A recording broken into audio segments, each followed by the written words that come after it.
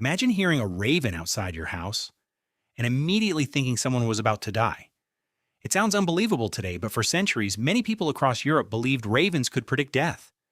These large black birds became symbols of bad luck, war, and the supernatural. But why? The answer is actually much simpler than you might think. Ravens are scavengers, which means they often feed on dead animals. After ancient battles, they would gather wherever soldiers had fallen. To people who survived the fighting, it looked as if the ravens had somehow known where death would happen before anyone else. Over time, people began believing that seeing a raven before a battle or near a sick person's home was a terrible omen. Some even thought ravens carried messages between the living and the dead. In Norse mythology, the god Odin had two famous ravens named Hugin and Munin. Every day they flew across the world, gathered information, and returned to tell Odin everything they had seen.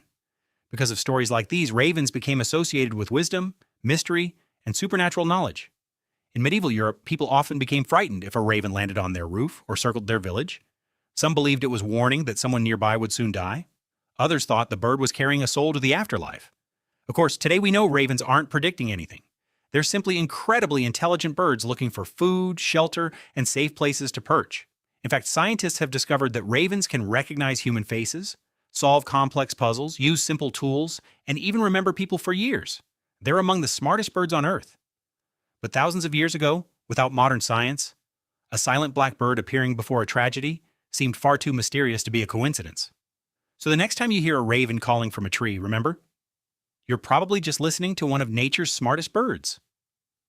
But an ancient traveler might have believed death had just sent a messenger.